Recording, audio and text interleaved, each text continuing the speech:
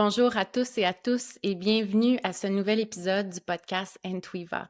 Encore aujourd'hui, j'ai une invitée que j'ai bien hâte de vous présenter. C'est une femme que j'ai connue via les médias sociaux. Vous le savez peut-être, j'en parle parfois. J'ai un amour-haine avec les médias sociaux. Je trouve que des fois, ça prend un peu trop de place, un peu trop de notre temps. Mais en même temps, ça nous permet de découvrir des personnes peut-être qu'on n'aurait pas découvert. Donc, c'est le cas de mon invité d'aujourd'hui. C'est une femme qui a notamment étudié en nutrition, qui est, je pense qu'on peut le dire, une experte dans son domaine, notamment en lien avec la santé digestive. Donc, vous avez déjà un petit aperçu de ce qu'on va aborder aujourd'hui. Elle est également entrepreneur, donc femme d'affaires, maman, donc plusieurs chapeaux. On va aussi aborder ces volets-là ensemble. Donc, aujourd'hui, j'ai le bonheur et le privilège d'accueillir avec moi Andréane Martin. Andréane, bonjour. Bonjour Vanessa, merci beaucoup pour la belle présentation, puis merci aussi pour l'invitation. J'ai bien hâte qu'on plonge au cœur de toute cette discussion et c'est drôle parce que tu as parlé de santé digestive. Alors je me dis, est-ce qu'il y a des gens qui se disent « Ah, c'est pas pour moi ». Non, non, attendez, la santé digestive, ça touche la santé globale et la santé mentale. On va se parler de ça. Oui, exact, tout à fait. Ben, je te renvoie le merci. Merci d'avoir accepté l'invitation. Andréane, je le dis toujours, à défaut de me répéter, si les gens écoutent plusieurs épisodes, je trouve que mes invités, vous êtes les meilleurs pour vous présenter, pour nous parler de votre parcours, de votre pedigree. Donc, je te laisserai le plancher. Qui est Andréane? Comment en es-tu venue à développer cette expertise-là? Et je pense que les gens vont voir aussi potentiellement les liens qu'il peut y avoir entre toi et moi à travers tout ça. Donc, je te laisse te présenter. Excellent. Alors, par où commencer? Oh mon Dieu! Je vais commencer en fait il y a 15 ans. Puis même avant ça, j'oserais dire même au secondaire. Au secondaire, j'avais des aptitudes et une aisance à communiquer en public. Tout ce qui était, j'étais présidente de mon niveau, puis là, j'adorais faire des discours, écrire mes discours, mettre des intonations là-dedans. Alors, c'est sûr que j'ai jusqu'à maintenant eu l'opportunité de donner énormément de conférences et ça, je pense que le côté vulgarisation, communication me vient de très loin. En secondaire 5, je me dis, OK, moi, dans la vie, je vais faire ma médecine et je vais m'en aller en neurologie parce que je trouvais le cerveau tellement fascinant à étudier. Et j'ai fait un stage d'un jour avec un neurologue. À la fin de la journée, il m'a dit, Andréane, ce travail n'est définitivement pas fait pour toi. Tu es une personne beaucoup trop dynamique pour faire les mêmes choses répétitives à tous les jours. Bon, là, évidemment, s'il y a des neurologues qui nous écoutent, j'admire ce que vous faites, définitivement. Mais je me suis rendu compte finalement que c'est pas par là que ça allait passer tout ce que j'avais à apporter aux gens. Donc, j'ai découvert de fil en aiguille avec mes différentes lectures que la nutrition existait. C'est seulement à ce moment-là que j'ai connecté avec le monde de la nutrition. Donc, je suis allée faire mon bac en nutrition à l'Université Laval. Puis, pendant mes stages, j'ai eu une grosse période de stress, là, personnel et professionnel, qui a déclenché un syndrome de l'intestin irritable. Au même moment, je faisais mon stage sur l'étage des chirurgies digestives. Et j'ai tombé en amour avec cette clientèle-là parce que j'avais l'impression que la nutrition faisait une réelle différence. Et ça, en moins de 24 heures. C'était hallucinant, puis plus c'est complexe, plus j'aimais ça. Mhm. Puis en même temps, mais je souffrais du syndrome de l'intestin irritable. C'était la première fois que j'entendais parler de ça. Puis quand j'étais allée consulter mon médecin, la seule chose qu'il m'a dit, c'est ouais, ce serait important de gérer un peu ton stress. Puis il m'a prescrit un antispasmodique, là, quelque chose qui empêche le mouvement de l'intestin. Je me disais, hey, c'est pas vrai que je vais être en douleur toute ma vie comme ça, tous les jours. C'était vraiment, vraiment angoissant. J'en ai même vécu des moments où je me rappelle, là, j'étais au restaurant avec mon conjoint. Ça allait pas, là. Fallait s'en aller. Puis je me disais, ça a donc bien des répercussions épouvantables sur ma vie personnelle. J'ai manqué une opportunité de travail à cause de ça, justement. Et là, j'ai dit non. Dans le fond, je suis convaincue que c'est au-delà du stress. Ce qui impacte mes symptômes au quotidien, c'est ce que je mets dans mon assiette. Alors, je vais me former là-dedans. Donc, tout est parti, mon amour pour la santé digestive est parti d'un coup de cœur professionnel et à la fois d'une situation personnelle. J'ai réglé mon problème du syndrome de l'intestin irritable, puis je me suis aperçue qu'on avait vraiment un problème dans la société actuelle pour les gens qui souffrent de problèmes digestifs. On n'est pas capable de les traiter rapidement puis efficacement. Les gens passent à travers des tempêtes d'essais-erreurs, des hauts et des bas, vivent avec la constipation pendant 20 ans puis nous disent « Ah, mais je pensais que c'était normal. » Mmh. Non, non, c'est pas normal. Non, c'est pas normal. Bref, là, je m'éloigne un petit peu de mon parcours. Je reviens à mes moutons. De fil en aiguille, je me suis trouvée à développer une expertise clinique en santé digestive. Les gens venaient me consulter pour ça. Les médecins, les professionnels de la santé me demandaient de venir les former dans ce sujet-là. Donc, j'ai développé beaucoup de formations là-dessus et plus je cherchais, plus je faisais des revues de littérature sur le sujet, eh bien, plus j'ai connecté avec la science du microbiote intestinal. Il y a 10 ans, là, quand je donnais des conférences médicales sur ce sujet-là, les gens me regardaient, micro quoi exactement? On savait pas trop de quoi on parlait. Mmh. Alors que maintenant, on a découvert tellement de choses à propos de tout ce monde microbien-là intérieur. Donc, voilà où j'en suis. Puis, il y a 5 ans, j'ai parti ma clinique, la clinique Epitelia, donc Epitelia comme l'épithélium de l'intestin.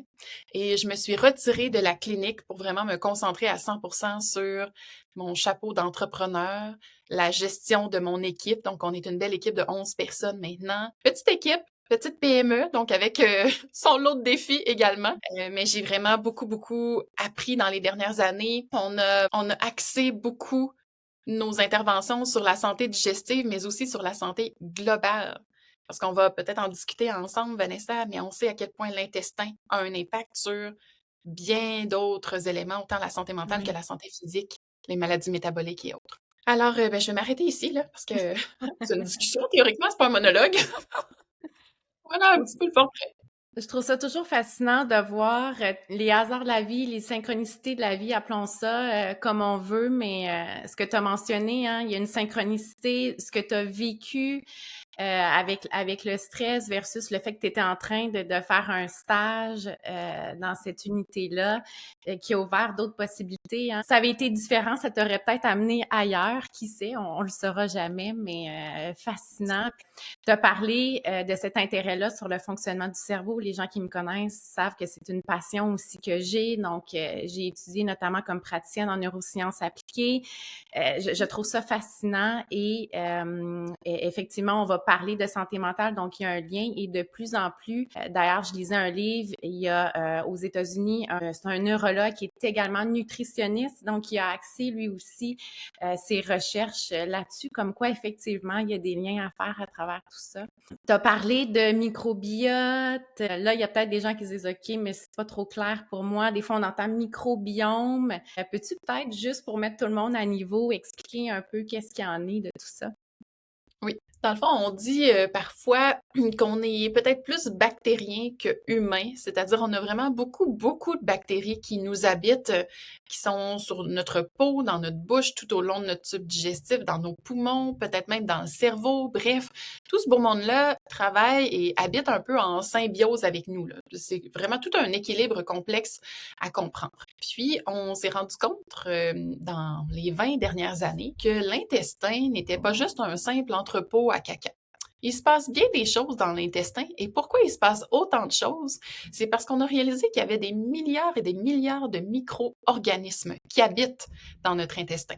On l'appelle le microbiote intestinal. Puis le microbiote intestinal, bien, c'est l'ensemble des bactéries, virus, levures, champignons, tous les microbes intestinaux finalement. Le microbiome intestinal, mais c'est quand on parle finalement de tout ce beau monde qui habite dans l'intestin, mais aussi de leurs gènes à eux. Imaginez, on a nos propres gènes à nous et chaque bactérie qui nous habite, qui nous compose, ont aussi un ADN. Donc, le fait de comprendre tout ça, eh bien, ça va prendre encore plusieurs années, mais on a des belles découvertes là, qui sont, mon Dieu, qui nous permettent justement d'en parler davantage. Puis Dr Marit n'arrêtait pas de dire dernièrement dans sa présentation, la médecine d'aujourd'hui devra passer indéniablement par le microbiome intestinal. Oui, parce que c'est une médecine en émergence, hein, donc on y reviendra. Il y a de plus en plus d'études, mais il y en a assurément d'autres qui vont venir parce qu'il y a encore beaucoup de choses à découvrir. Là, les gens se demandent peut-être encore, mais voyons, Vanessa, là, pourquoi tu amènes ça sur,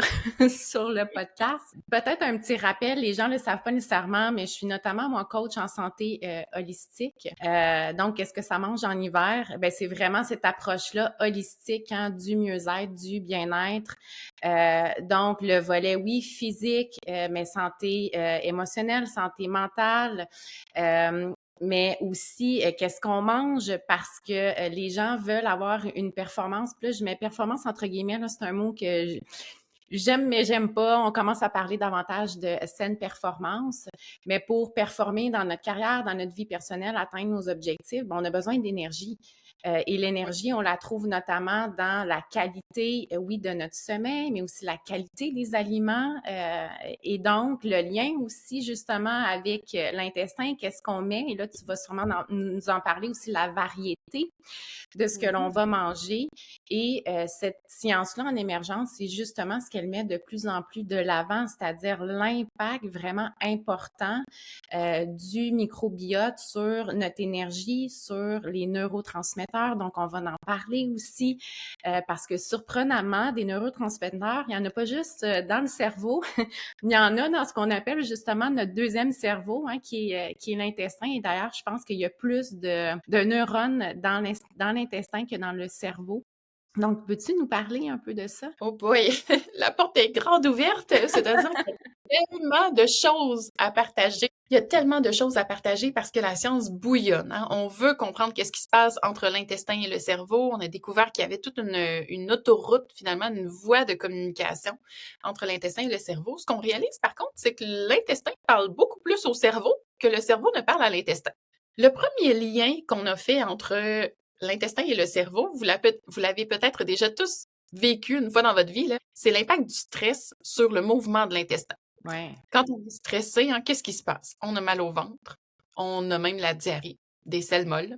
Donc là, vous allez dire, ah ben oui, ouais, 10% des signaux dans cette communication intestin-cerveau, 10% des signaux vont du cerveau jusqu'à l'intestin. 90% de la communication se fait de l'intestin jusqu'au cerveau. Alors, c'est un peu, j'aime donner l'image du président puis du directeur général dans une multinationale. Donc, le directeur général va rapporter des éléments clés au cerveau, mais c'est pas mal lui puis l'équipe de gestion, là, finalement, qui va diriger toute la patente. On va le dire comme ça. Mm-hmm. Donc, ça nous aide à comprendre pourquoi il y a beaucoup de signaux qui partent du bas vers le haut. C'est hyper important de prendre soin de notre intestin pour pouvoir prendre soin de ce qui se passe en haut. On le réalise de plus en plus. Je vous expliquerai peut-être quelques éléments clés de ce côté-là. Je fais une parenthèse. Je veux revenir sur un élément que tu as mentionné, la performance ou la saine performance.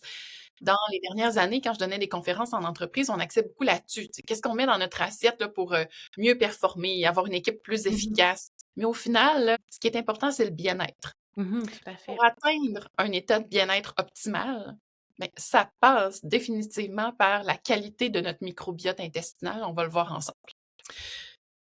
Maintenant, un des liens que je pourrais expliquer, c'est l'inflammation. Parce que tout part de là.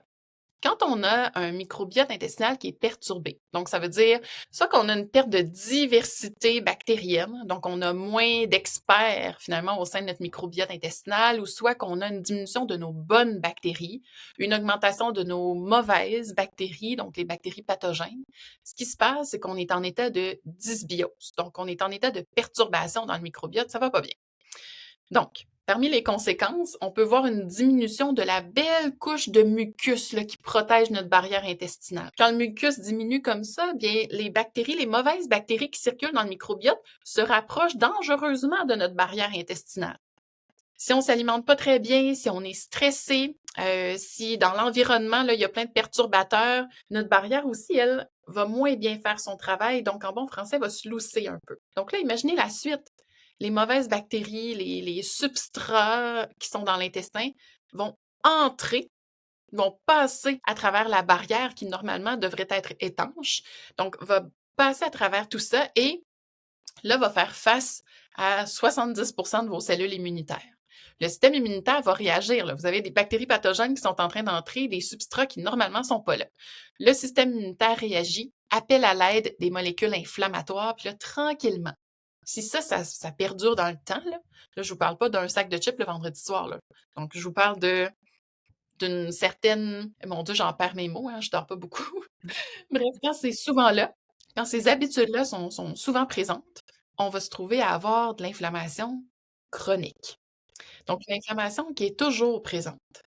Puis cette inflammation-là, ben, les petites molécules inflammatoires, elles sont tout près de la circulation sanguine. Donc, elles vont emprunter la circulation sanguine pour aller faire des dommages ailleurs. Puis là, on entend de plus en plus parler de neuroinflammation. Puis on réalise en association de plus en plus là, que les personnes, par exemple, qui ont de la difficulté à gérer leur stress, qui présentent de l'anxiété, présentent des symptômes dépressifs, ces gens-là ont aussi de la neuroinflammation. Est-ce que c'est la neuroinflammation qui cause ces problèmes-là? La science ne nous le dit pas pour l'instant.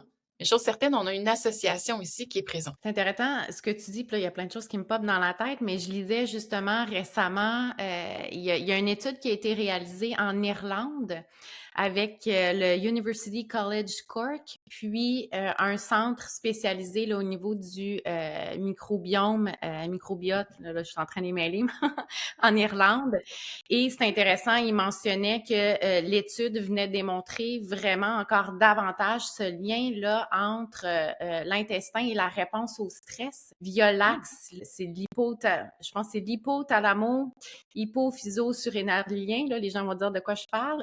C'est un axe où il y a l'hypothalamus, l'hypophyse et les glandes surrénales.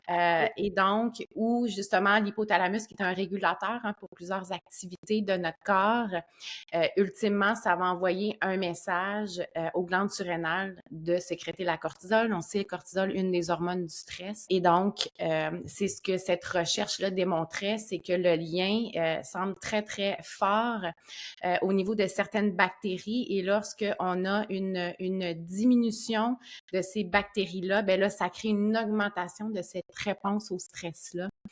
L'erreur à ne pas faire, c'est de se dire ben, tout problème touchant la santé mentale est relié à ce qui se passe dans l'intestin.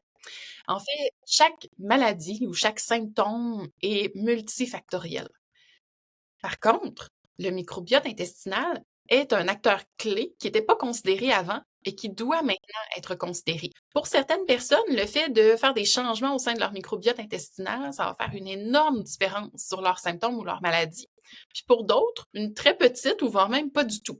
C'est ce qui est hyper fascinant du microbiote, puis en même temps, ce qui complique la vie des chercheurs, parce qu'on a tous un microbiote unique, un peu comme notre empreinte digitale, donc on va tous répondre un peu de façon unique aux changements qu'on lui impose. Mais il y a quand même des généralités qui reviennent. Il y a une étude à laquelle je pense, entre autres, qui a montré une corrélation négative. Ça, c'est vraiment intéressant parce que c'est assez fort là, comme résultat. Corrélation négative, ça veut dire quelque chose de linéaire. Alors, je vous explique. Quand on a une faible quantité de Fécalibacterium, les symptômes dépressifs sont plus sévères. Puis quand on a plus de Fécalibacterium, eh bien, la sévérité des symptômes dépressifs diminue. Une corrélation négative, c'est vraiment une belle ligne droite. Alors, en science, là, ça vaut la peine de le mentionner. C'est pas que des associations ici. Donc, on voit vraiment qu'il y a quelque chose entre le microbiote intestinal et les symptômes dépressifs puis la gestion du stress. Ça, définitivement, là, on le sait. Maintenant, comprendre tous les processus derrière, c'est là où des fois c'est un peu complexe parce que la façon dont l'intestin parle au cerveau, mais ça peut se faire par signal nerveux. Donc, les neurotransmetteurs produits dans l'intestin, ils se rendent pas au cerveau, mais ces neurotransmetteurs-là sont destinés à l'intestin, puis ils vont communiquer avec le système nerveux pour envoyer des messages en haut. On va communiquer avec le cerveau via les voies endocriniennes, donc la synthèse d'hormones. On va communiquer avec le cerveau via le système immunitaire, justement. Donc, il y a beaucoup de communication, puis les principes en arrière de ça sont quand même assez laborieux à comprendre. Donc, on se reparlera dans 3 ans, dans 5 ans, Vanessa. On aura certainement compris beaucoup de choses. Oui, bien, tout à fait. C'est pour ça qu'on disait au départ, hein, sans dire que c'est encore un sujet tabou, ça reste que c'est un domaine, un sujet en émergence. Et là, bon, je sais pas si tu vas aimer mon parallèle ou pas, mais tu sais, moi, je suis notamment aussi professeure de méditation. Et si je fais le parallèle avec la méditation, à une époque, au début, c'était justement en émergence et il y a un graphique que les scientifiques montrent souvent où on voit cette courbe-là. Avant les années 2000, il y avait très peu de recherches sur la méditation. On savait qu'il y avait un effet. Je veux dire, la méditation, ça existe depuis des millénaires, mais d'un point de vue scientifique, on n'était pas capable nécessairement de le démontrer, de le prouver. Donc, on a commencé à faire quelques études et à un moment donné, en 2000, on voit dans la courbe exponentielle le nombre d'études qui ont été faites. Et maintenant, aujourd'hui, on peut dire que c'est scientifiquement prouvé et reconnu, mais il y a eu une évolution. Et donc, au début, potentiellement que les chercheurs ou les gens un peu comme toi qui s'intéressaient à ça, c'était comme, ouais, OK, pas trop sûr de quoi tu parles, où tu t'en vas. Puis des fois, je fais le parallèle avec la Terre. Avant qu'on prouve que la Terre était ronde, on pensait qu'elle était plate. Donc, il y a une évolution dans la science normale à cet égard-là. Fait qu'effectivement, comme tu dis, on est, je pense, dans cette montée-là. On en parle de plus en plus.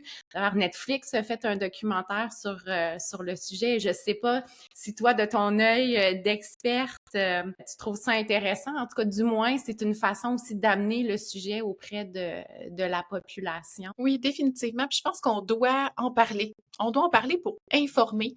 Je trouve que nos cousins européens et nos voisins américains sont un petit peu plus avancés que nous au Québec sur la connaissance du microbiote intestinal. Des fois, je trouve ça un peu triste parce que je me dis, ben, coudonc, pourtant, on est quand même une société ouverte, mais parfois un petit peu plus fermée, on va dire, à la prévention ou la science un peu plus intégrative, là, si je peux dire. Mais ça va venir. Faut simplement en parler pour que les gens comprennent, parce que c'est un univers très complexe, donc c'est important aussi de vulgariser tout ça. Le reportage de Netflix, c'était intéressant pour ouvrir la discussion. On avait des chercheurs aussi très reconnus là, qui venaient prendre la parole.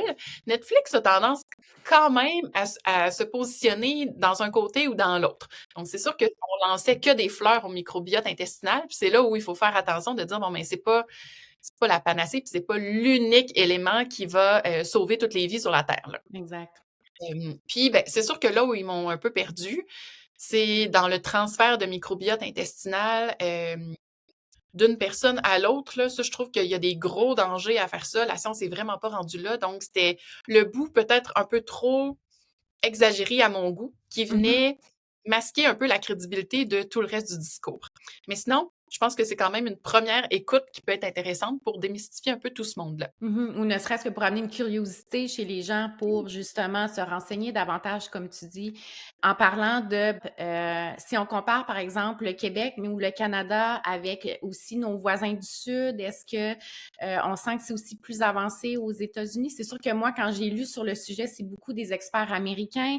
Je pense au Andrew Huberman que je suis beaucoup, qui est beaucoup dans le domaine du mieux-être, bien-être aussi, biohacking. Donc, il a abordé ces sujets-là. Huberman qui travaille notamment à Stanford, il a reçu d'autres spécialistes de Stanford sur le sujet. Donc, dirais-tu que c'est aussi plus avancé aux États-Unis ou c'est similaire? Ah oui, oui. Non, non, c'est définitivement plus avancé. Puis ne serait-ce que la santé intégrative en soi, les médecins ont un programme qui existe de 400 heures. C'est un programme extraordinaire pour eux, pour leur permettre justement de travailler davantage en santé intégrative. Donc, qui tient compte d'un peu tous les systèmes pour être capable de travailler, dont le microbiote intestinal. Puis ça fait plusieurs années. Puis là, voyez-vous, l'Université Laval commence. On a un projet pilote qui débute de ce côté-là. Donc, ça s'en vient. C'est juste qu'on est un petit peu en retard. Oui. T'es au-devant de la parade. Mais en même temps, j'ai toujours voulu me dire, j'ai toujours voulu être le leader et non le follower. Je donne toujours l'exemple de McDo et Burger King à mon équipe. Et c'est McDo qui trace le chemin, puis Burger King, ben, lui, accepte d'être le follower, copie tout ce que le leader fait, puis ben, au final, il n'y a pas besoin de faire du développement. En même temps, bon, c'est une position qui fait en sorte qu'on se fait parfois beaucoup critiquer. On vit, en fait, comme on défriche, on fait beaucoup, beaucoup d'efforts, on met beaucoup d'investissements dans l'éducation, puis c'est les autres par la suite qui vont récolter un peu ce que nous, on va avoir fait. Alors, vous comprendrez que mon travail est avant tout missionnaire, un peu dans tout ça. Puis, et missionnaire, puis je l'ai tatoué sur le cœur, je veux vraiment améliorer la vie des gens, moi, un caca à la fois, là. C'est vraiment comme ça que je le vulgarise, parce que je trouve qu'il y a tellement, tellement de possibilités quand on regarde du côté du microbiote intestinal. Pour ce qui est de la santé préventive, puis je disais dans un webinaire que j'ai donné dernièrement, on a, on a un contrôle sur notre santé. On a un contrôle sur notre santé. C'est Ouais, important de le prendre, puis ouais. d'appliquer les choses pour faire en sorte qu'on mette toutes les chances de notre côté pour pas être malade. C'est sûr qu'il y aura toujours des exceptions, mais la santé, en fait, je pense qu'on réalise vraiment ce que c'est lorsqu'on la perd, malheureusement.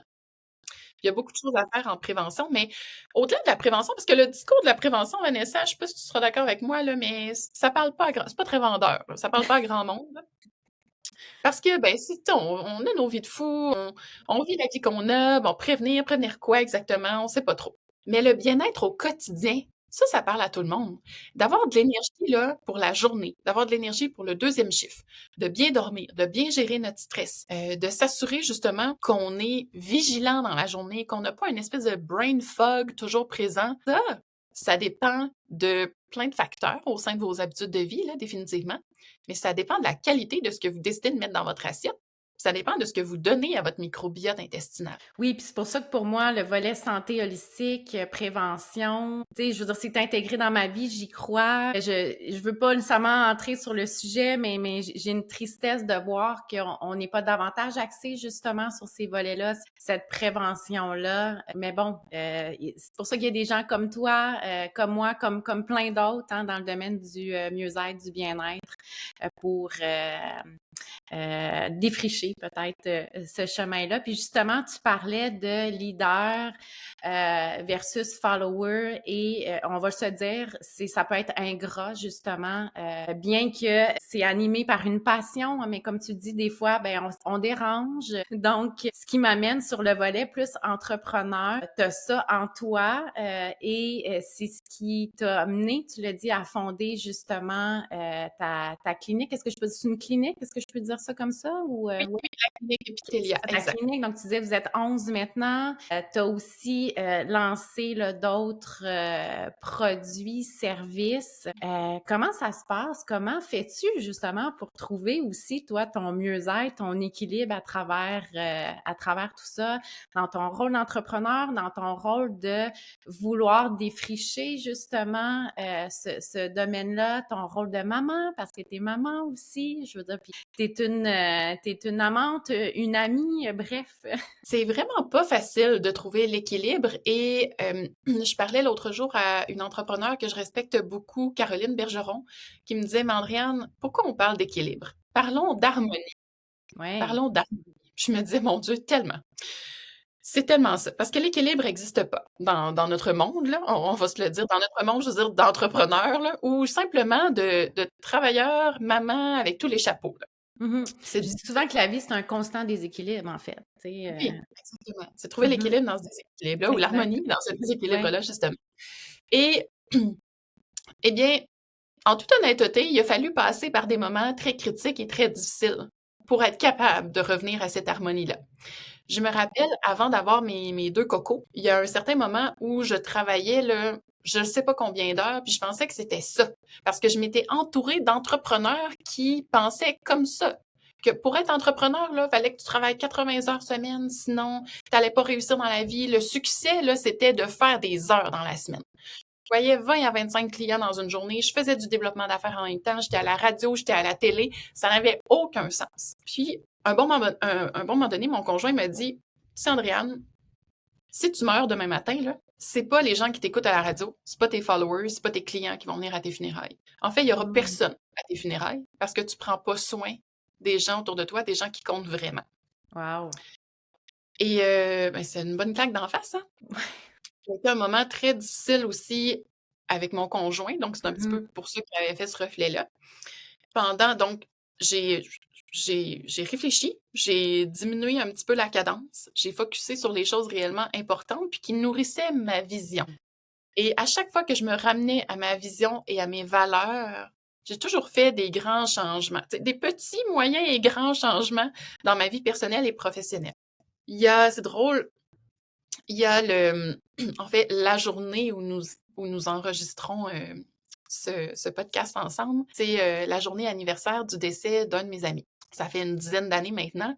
Puis c'était un bon vivant qui était toujours à dire, voyons, tu sais, les petits problèmes, là, arrêtez de focusser là-dessus, puis focusez plutôt sur ce qui va vous rendre heureux aujourd'hui. Mm.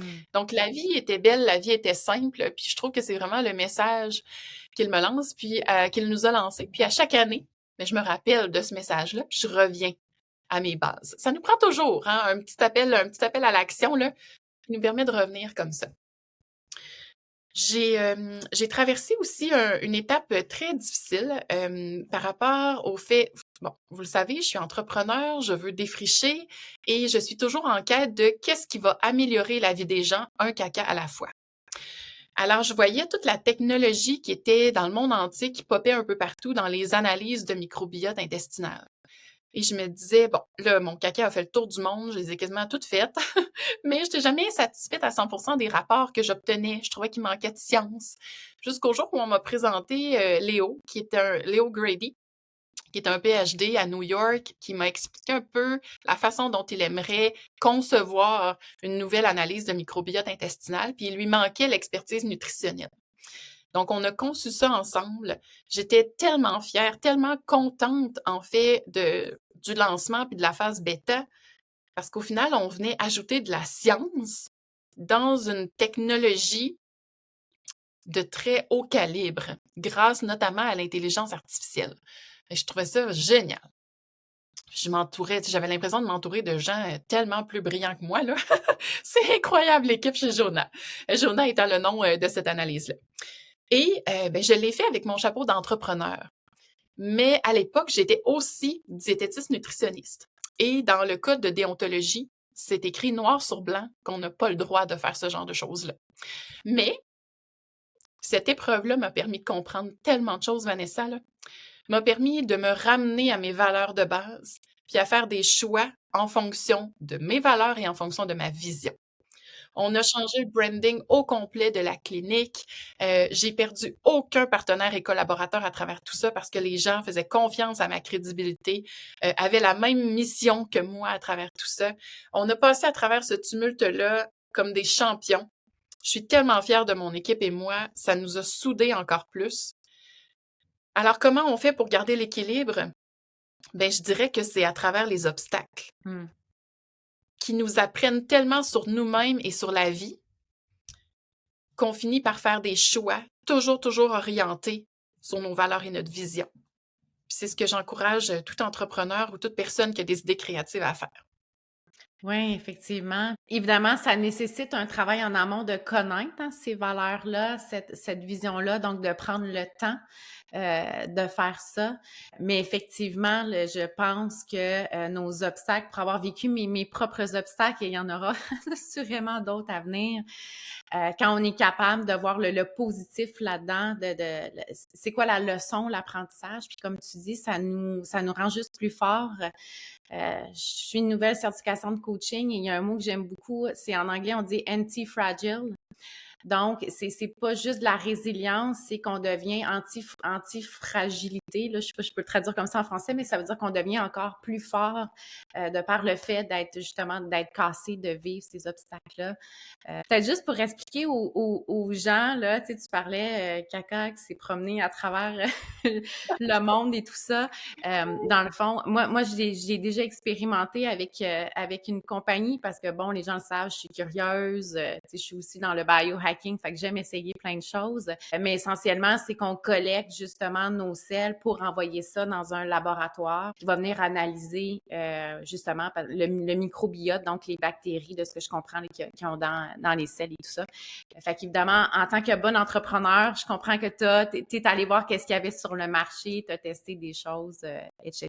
Exact. Pour savoir vraiment, parce que je me disais, ben, il faut en quelque sorte que les gens qui investissent, parce que c'est beaucoup de sous, les gens qui investissent là-dedans, qui puissent avoir de réelles réponses, mais surtout des Oui. réponses qui sont en accord avec la science actuelle. Puis on sait que la science évolue à un rythme fou là, dans le domaine du microbiote intestinal. Donc, les programmeurs, nous, en intelligence artificielle, nous ont vraiment permis de pouvoir dans le fond, tu fais ton échantillon une fois, puis après ça, ben, tu peux faire des mises à jour en fonction de toute la nouvelle littérature qui sort. Donc, je trouve ça vraiment, vraiment intéressant. Je pense qu'on a quelque chose entre les mains qui est vraiment bien. Maintenant, ben, c'est de le faire connaître. Ça, c'est le défi de développer. Faut tout faire se connaître. Puis, ben, l'éducation, répéter, répéter, répéter ces concepts-là pour faire comprendre aux gens à quel point le microbiote est important dans leur santé globale.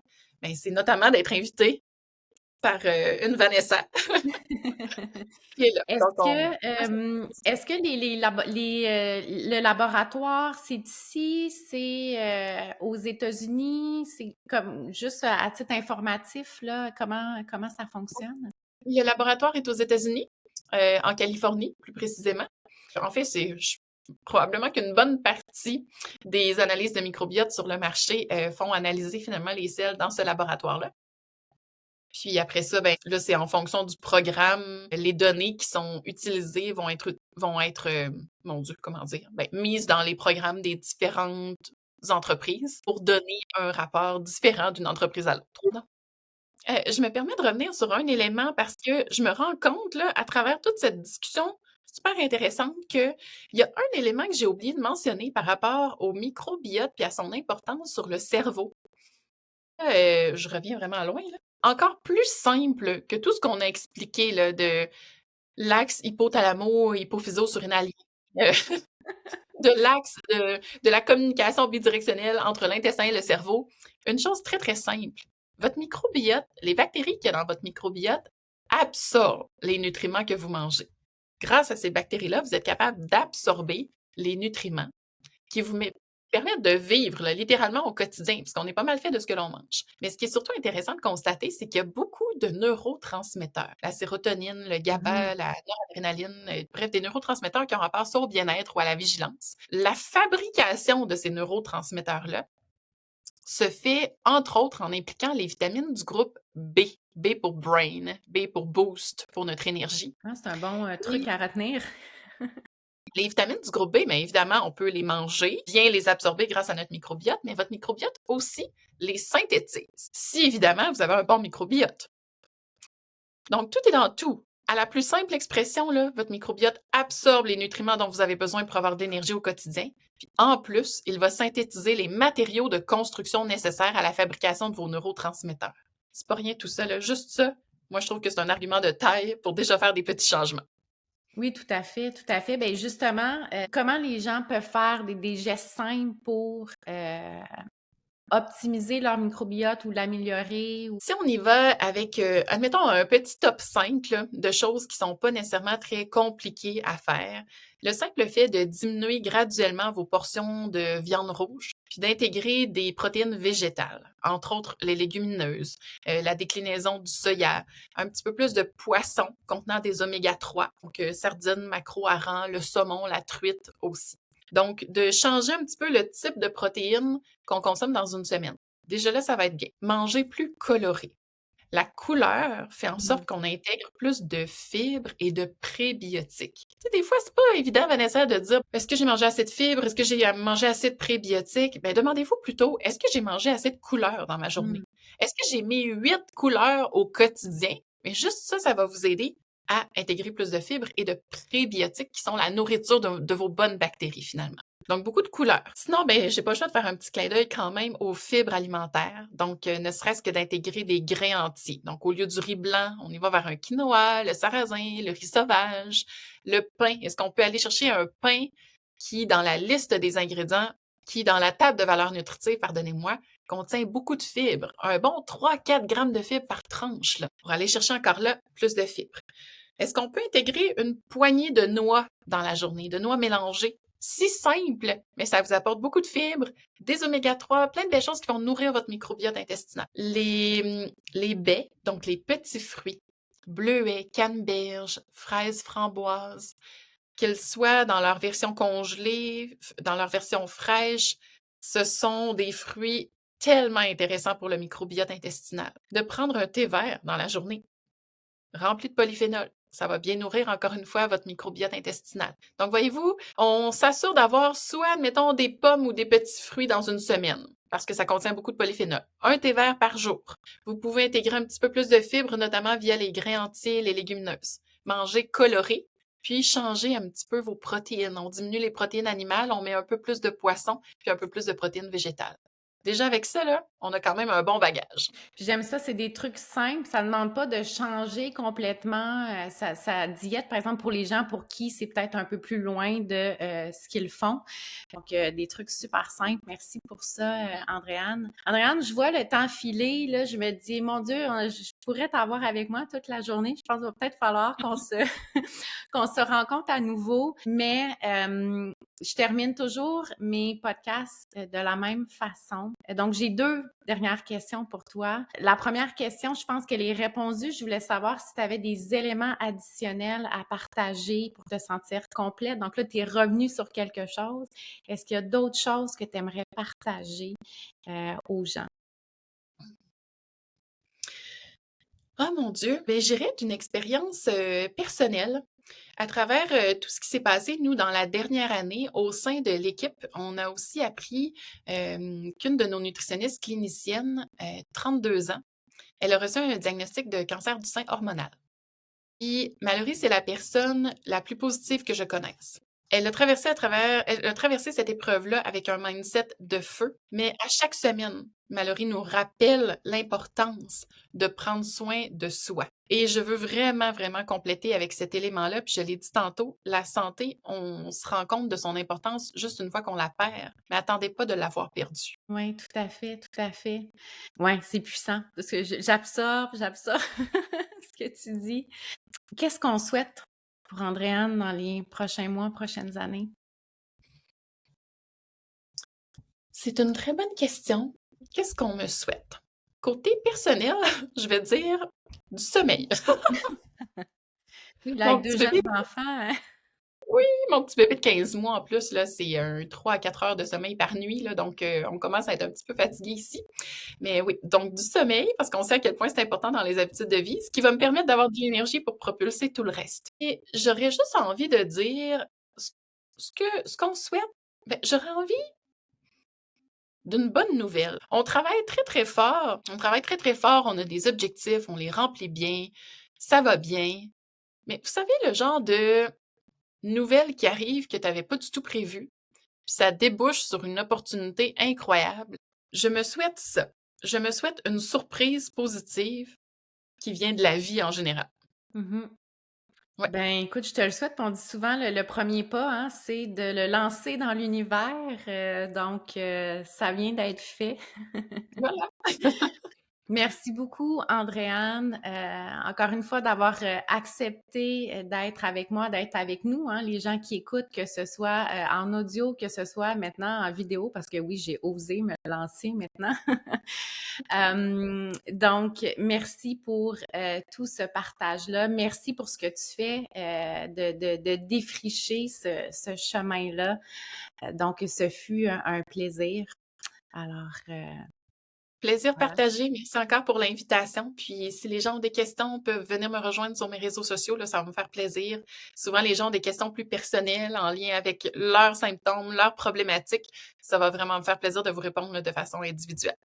Oui, tout à fait. Donc, les liens seront là sur les différents médias sociaux. Donc, lien vers ton site web. Tu es aussi présente, je dirais quand même très présente sur LinkedIn avec différentes publications. Donc, comme Andréane l'a mentionné, n'hésitez pas à entrer en communication avec elle. Donc, merci beaucoup, Andréane. Puis, qui sait, peut-être à la prochaine. Oui, merci beaucoup.